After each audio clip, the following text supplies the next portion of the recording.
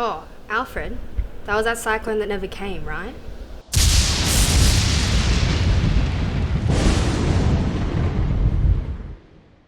I remember the panic buying.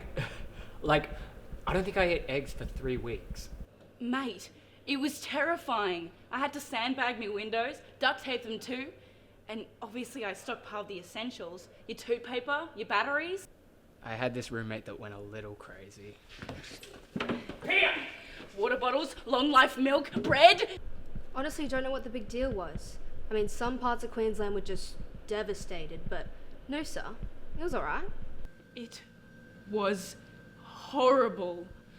The great thing is, now we know what not to do, right? Cyclone Alfred was the talk of the town, causing ruckus for weeks, until it disappeared. But what were the lasting impacts? How did Cyclone Alfred truly impact Queenslanders?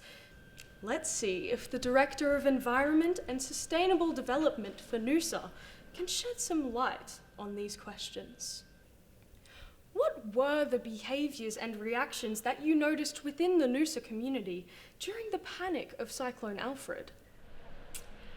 The behaviours in our community of Noosa varied really depending on people's experiences.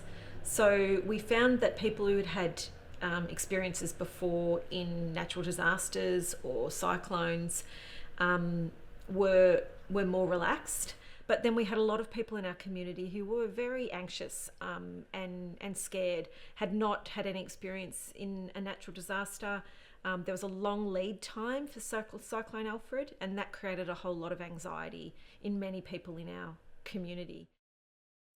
How serious was Cyclone Alfred in terms of a natural disaster? The prediction for Cyclone Alfred was that it could have been the most significant natural disaster that Australia had experienced in recent history.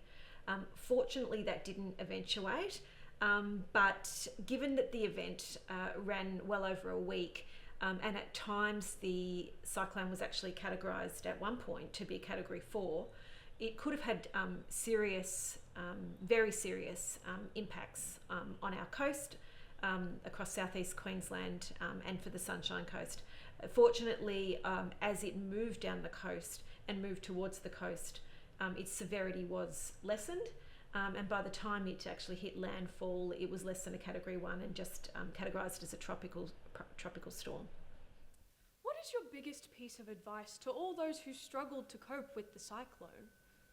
I think the greatest thing that communities and individuals can do when faced with natural disasters is to be prepared well in advance, not to wait until something might be occurring, but at any time be prepared. Know what your evacuation plan is, know who your support system is, have the essential resources and things you need in your house should you lose power or water.